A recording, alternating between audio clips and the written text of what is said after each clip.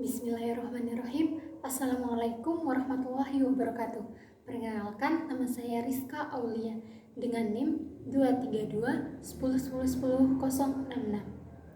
Baik, di sini saya akan mempresentasikan tugas makalah saya, yaitu dalam mata kuliah Teori Belajar dan Pembelajaran dengan tema Teori Belajar Sibernetik dan Penerapannya dalam Pembelajaran.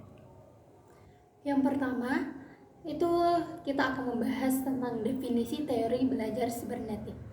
Nah, menurut Kamus Besar Bahasa Indonesia, secara etimologis, belajar itu berarti berusaha memperoleh kepandaian atau ilmu. Definisi ini memiliki pengertian bahwa belajar adalah sebuah rangkaian kegiatan untuk mencapai kepandaian, kecakapan, kemahiran dalam menuntut ilmu. Nah, dalam definisi secara etimologis tersebut, bahwasanya kita memerlukan definisi belajar yang lebih mendalam, yaitu dalam hal ini banyak banget ahli yang berpendapat terhadap definisi belajar ini, yaitu yang pertama adalah Cronbach.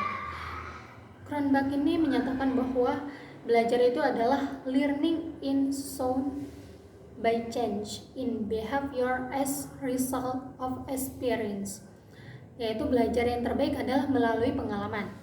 Pelajar menggunakan seluruh panca inderanya berdasarkan pengalamannya. Pendapat Cronbach ini sama dengan pendapat yang disampaikan oleh Dahar. Dia mengatakan bahwa saya belajar adalah perubahan perilaku yang relatif tetap dan terjadi sebagai hasil latihan atau pengalaman. Nah, selanjutnya adalah sibernetik. Sibernetik merupakan kata serapan dari kata sibernetik, yakni sistem kontrol dan komunikasi yang memungkinkan umpan balik atau feedback. Kata sibernetik yang selanjutnya ditulis dengan kata sibernetik berasal dari bahasa Yunani yang berarti pilot atau pengendali. Pertama kali istilah ini itu dipakai oleh Louis Convenal pada tahun 1998. Selanjutnya istilah sibernetik itu kembali berkembang menjadi sesuatu yang berhubungan dengan internet, kecerdasan buatan, dan jaringan komputer. Istilah sibernetik pertama kali dikeluarkan oleh Norbert Wiener, seorang ilmuwan dari Massachusetts Institute of Technology atau MIT, untuk menggambarkan kecerdasan buatan. Istilah ini digunakan untuk menggambarkan cara bagaimana umpan balik itu mungkin berlangsung dalam sebuah komunikasi. Nah, di sini dapat saya simpulkan bahwasanya teori belajar sibernetik ini adalah pendekatan dalam belajar yang menekankan pentingnya proses belajar dan pemanfaatan informasi atau teknologi untuk mendapatkan informasi tersebut dengan cepat dan akurat. Menurut teori ini, belajar itu dipandang sebagai pengolahan informasi, mirip dengan teori belajar kognitif yang menyoroti proses belajar. Namun dalam teori sibernetik, bahwasanya pembelajaran yang terpenting itu adalah sistem informasi yang diproses karena informasi tersebut akan memengaruhi proses belajar. Jadi dapat disimpulkan bahwasanya teori belajar sibernetik ini itu lebih mengedepankan proses belajarnya daripada hasil belajarnya. Nah, selanjutnya saya akan membahas tujuan belajar menurut aliran teori belajar sibernetik. Nah, bagaimana sih tujuan belajar sibernetik ini? Nah, yang pertama itu adalah komponen sistem pembelajaran, di mana tujuan belajar ini adalah komponen sistem pembelajaran yang sangat penting sekali. Komponen lain dalam pembelajaran harus bertolak dari tujuan belajar yang hendak dicapai dalam proses belajarnya. Tujuan belajar yang dinyatakan secara spesifik dapat mengarahkan proses belajar dan dapat mengukur tingkat pencapaian tujuan belajar tersebut. Yang kedua adalah orientasi proses, di mana aliran belajar sibernetik ini menekankan pada proses belajar daripada hasil belajarnya. Yang ketiga adalah keterarahan kegiatan. Tujuan belajar harus menjadi keterarahan bagi semua kegiatan proses belajar tersebut. Dengan demikian, siswa itu akan dapat memahami tujuan belajar tersebut dan mengarahkan diri mereka itu untuk mencapai tujuan pembelajaran tersebut. Keterarahan ini itu memungkinkan siswa untuk lebih aktif dan juga terlibat dalam proses pembelajaran. Yang keempat adalah transfer pembelajaran. Tujuan belajar sibernetik ini juga menekankan pada transfer pembelajaran pada lingkungan kehidupan yang sesungguhnya. Dengan demikian, siswa tersebut pun itu dapat menerapkan pengetahuan-pengetahuannya dan juga keterampilan yang dimilikinya yang dapat dipelajari dalam situasi yang berbeda.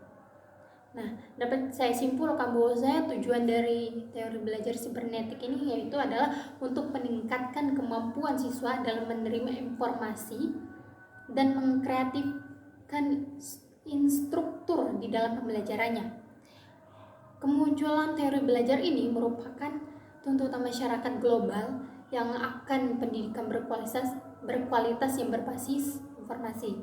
Hal ini itu tujuannya itu adalah untuk mempermudah kita untuk mengakses untuk dalam memperoleh informasi tersebut dan menghilangkan kemungkinan sulitnya belajar ketika pendidik tidak dapat hadir di kelas. Nah, selanjutnya saya akan membahas tentang kelebihan dan kekurangan teori sibernetik. Yang pertama yaitu adalah kelebihan teori sibernetik. Bagaimana sih kelebihan teori sibernetik tersebut dalam pembelajaran? Yaitu yang pertama adalah cara berpikir yang berorientasi pada proses yang lebih menonjol. Yang kedua, penyajian pengetahuannya itu lebih memenuhi aspek ekonomis. Yang ketiga, kapasitas belajar yang dapat disajikan lebih lengkap, karena akan dia menambah belajar itu dengan menggunakan sistem teknologi dan informasi. Terus yang keempat itu adalah adanya keterarahan seluruh kegiatan belajar kepada tujuan yang ingin dicapainya. Lalu yang kelima yaitu adanya transfer belajar pada lingkungan kehidupan yang lebih sesungguhnya. Yang keenam, kontrol belajar memungkinkan belajar sesuai dengan irama masing-masing individu. Dan yang ketujuh yaitu balikan informatif memberikan rambu-rambu yang jelas tentang tingkat untuk kerja yang telah dicapai dibandingkan dengan unjuk kerja yang diharapkan. Nah, sedangkan di dalam kelebihan itu pasti memiliki kelemahannya atau kekurangannya kan. Nah, kelemahannya dari teori sibernetik ini itu adalah terlalu menekan kepada sistem informasi yang dipelajarinya dan kurang memperhatikan bagaimana proses belajar tersebut. Kenapa? Karena teori belajar sibernetik ini juga dikritik karena tidak secara langsung membahas proses belajar sehingga menyulitkan dalam penerapannya. Ulasan teori ini juga cenderung ke dunia psikologi dan informasi dengan mencoba melihat mekanisme ini kerja otak. Karena pengetahuan dan pemahaman akan mekanisme ini terasa sangat terbatas, jadi terbatas pula kemampuan untuk menerapkan teori belajar sibernetik. Selanjutnya saya akan membahas prinsip-prinsip belajar teori belajar sibernetik. Prinsip-prinsipnya itu yang saya dapat itu terdapat 7 prinsip. Yang pertama yaitu adalah pengolahan informasi. Nah, menurut teori sibernetik ini, belajar adalah pengolahan informasi. Proses belajar sangat ditentukan oleh sistem informasi yang diperoleh melalui pengalaman akan suatu kejadian tertentu yang disusun sebagai suatu konsep, teori, dan informasi umum. Yang kedua yaitu perbedaan situasi. Nah, teori belajar sibernetik ini juga menekankan bahwa tidak ada satu proses belajar yang ideal untuk segala situasi. Situasi yang dihadapi berbeda-beda, memerlukan jenis-jenis memori yang berbeda dalam suatu pembelajaran tersebut. Yang ketiga yaitu adalah sistem informasi. Nah, sistem informasi ini dipandang sangat memegang peran penting dalam memberikan kemudahan penyampaian materi yang dapat disajikan kepada siswanya. Yang keempat itu adalah penggunaan jenis-jenis memori. Pembelajaran menggunakan jenis-jenis memori yang berbeda selama pembelajaran karena situasi yang dihadapi berbeda-beda pula. Jenis-jenis memori ini memiliki proses belajar berpikir algoritmik dan proses berpikir heuristik. Yang kelima yaitu adalah penggunaan proses berpikir, di mana proses berpikir algoritmik ini dan proses berpikir heuristik itu digunakan dalam teori sibernetik ini. Proses berpikir algoritmik ini adalah proses berpikir sistematis, tahap demi tahap, konvergen, linear, dan lurus menuju satu target tujuan tertentu. Sedangkan proses berpikir heuristik ini adalah cara berpikir divergen menuju ke beberapa target tujuan sekaligus. Yang keenam yaitu adalah penggunaan umpan balik atau yang biasa kita sebut dengan feedback ya. Nah, sistem sibernetik ini terwujud dalam berbagai bidang, termasuk dalam penggunaan umpan balik atau feedback yang memungkinkan berlangsungnya komunikasi. Umpan balik ini memungkinkan sistem serta mampu menghubungkan aspek signifikan dari lingkungan mereka, serta mampu menghubungkan informasi dengan norma yang berlaku, memadukan perilaku sistem. Dan yang ketujuh yang terakhir yaitu adalah penggunaan norma. Sistem harus mampu menghubungkan informasi dengan norma yang berlaku untuk memandu perilaku sistemnya. Norma ini membantu sistem untuk mendeteksi penyimpangan yang signifikan dari norma-norma dan memulai tindakan korektif. Selanjutnya saya akan membahas teori pemrosesan informasi oleh Gardner, Berliner, Bihaler, Snowman Bain, dan Technison. Nah, dalam teori pemrosesan informasi oleh sebagian ahli ini, usaha untuk menjelaskan bagaimana informasi dapat diterima, dikodekan, dipulihkan dari ingatan saat dibutuhkan kembali. Umumnya, teori ini itu dimulai dengan 3 asumsi, yaitu yang pertama adalah terdapat serangkaian proses informasi antara stimulus dan respon, di mana setiap tahap memerlukan waktu tertentu. Yang kedua yaitu stimulus yang melewati tahapan-tahapan tersebut akan mengalami perubahan yang baik dalam bentuk maupun isi. Dan yang ketiga itu adalah setiap tahapan memiliki kapasitas yang terbatas. Nah, dari tiga asumsi tersebut, komponen pemrosesan informasi dibagi menjadi 3 berdasarkan fungsi, kapasitas, bentuk informasi, serta proses terjadinya lupa. Ketiga komponen tersebut yaitu yang pertama yaitu adalah sensory receptor atau SR, merupakan sel tempat pertama kali informasi itu diterima dari luar. SR ini informasi yang ditangkap dalam bentuk aslinya. Ini akan bertahan dalam waktu yang sangat singkat. Yang kedua yaitu adalah working memory atau WM. Karakteristik WM ini itu adalah yang memiliki kapasitas yang terbatas lebih kurang dari 7 slot. Informasi dapat disandi dalam bentuk berbeda dari stimulus aslinya. Yang ketiga yaitu adalah long term memory atau LTM.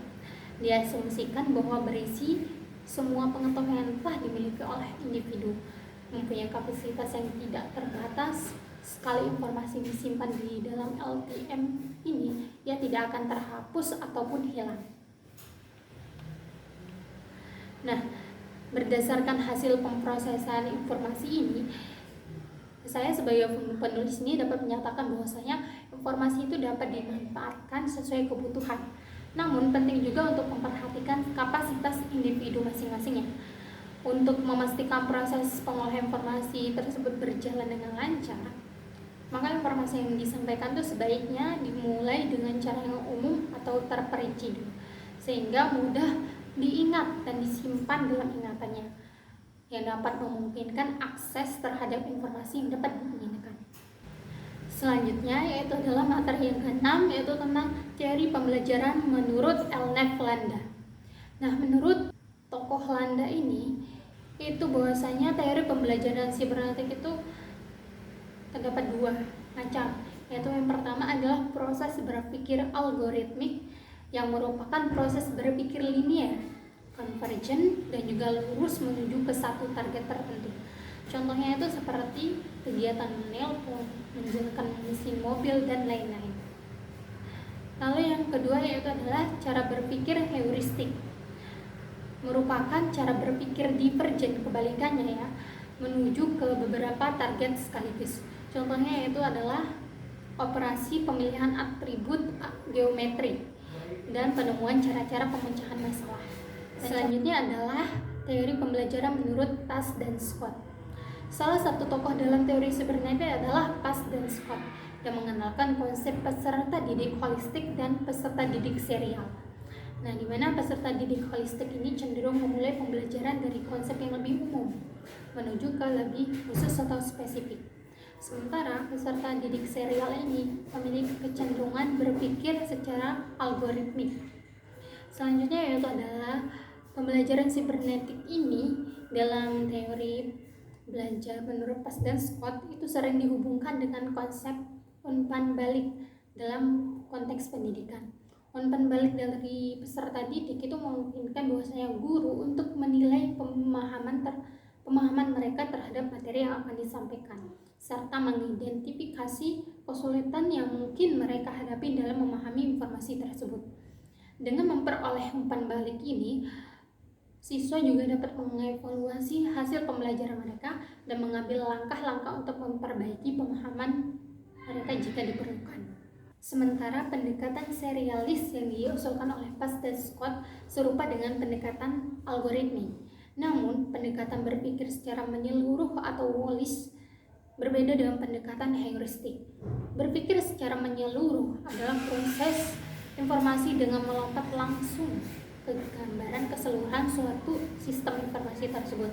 Sebagai contohnya itu seperti saat kita melihat sebuah lukisan, pasti yang kita lihat itu adalah keseluruhannya dari lukisan tersebut, baru kita melihat detail-detail dari lukisan itu.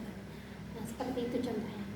Baik, selanjutnya saya akan menyampaikan materi yang terakhir, yaitu tentang penerapan teori belajar sibernetik. Nah, di sini saya dapat menyampaikan bahwa saya ada 9 langkah-langkah atau penerapan dalam teori sibernetik ini dalam proses pembelajaran. Yaitu yang pertama adalah melakukan tindakan untuk menarik perhatian peserta didik. Langkah yang pertama dalam penerapan teori sibernetik ini adalah memastikan bahwa peserta didik tersebut dapat tertarik dan fokus pada materi yang akan dipelajarinya. Guru itu harus menggunakan berbagai metode untuk menarik perhatian peserta kan. Lalu yang kedua yaitu memberikan informasi kepada peserta didik mengenai tujuan pengajaran dan topik yang akan dibahas. Nah, peserta didik ini kan perlu diberikan informasi yang jelas tentang tujuan pembelajaran serta topik yang akan dibahas. Hal ini pun dapat membantu mereka untuk memahami pentingnya materi yang akan dipelajarkan dan mengarahkan fokus pembelajaran mereka juga. Yang ketiga yaitu adalah merangsang peserta didik untuk memulai aktivasi pembelajaran.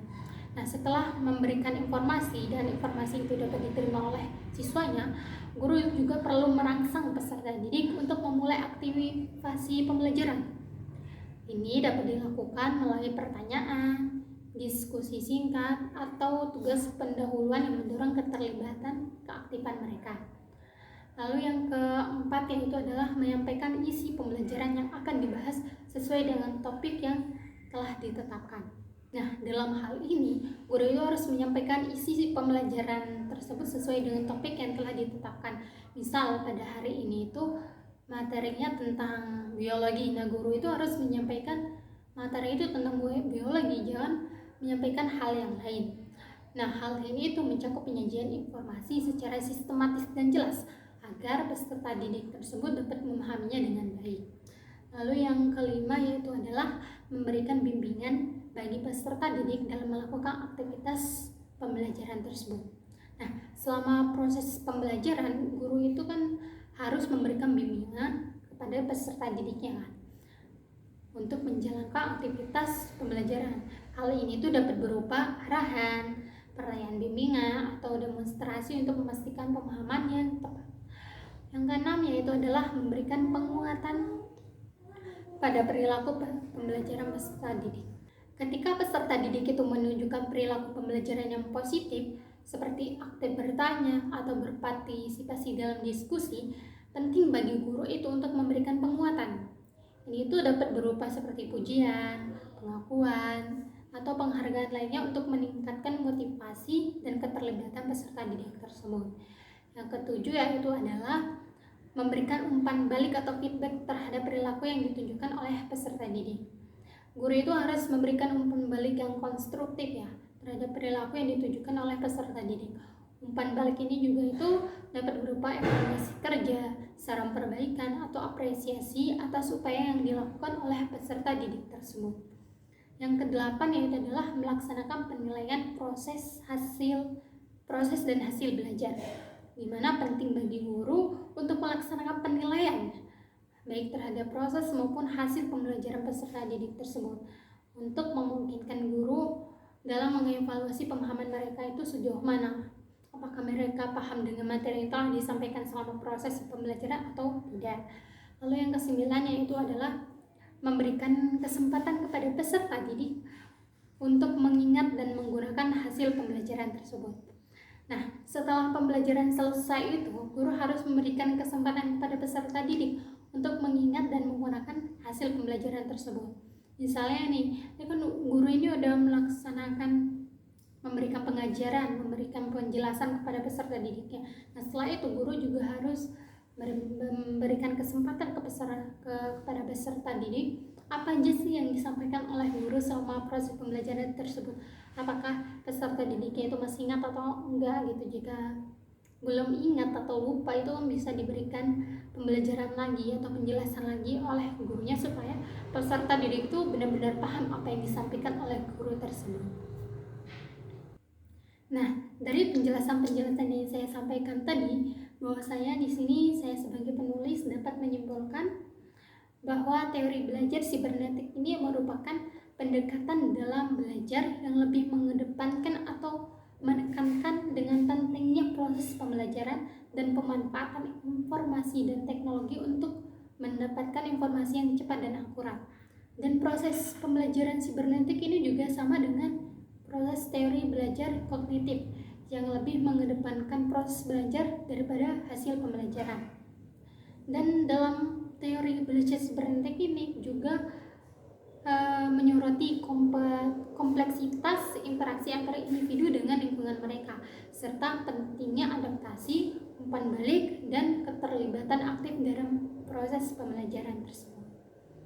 Sekian presentasi yang dapat saya sampaikan melalui video ini. Apabila ada kesalahan kata atau kurang lebihnya, saya mohon maaf. Terima kasih atas segala perhatian teman-teman sekalian. Saya tutup dengan salam. Wassalamualaikum warahmatullahi wabarakatuh.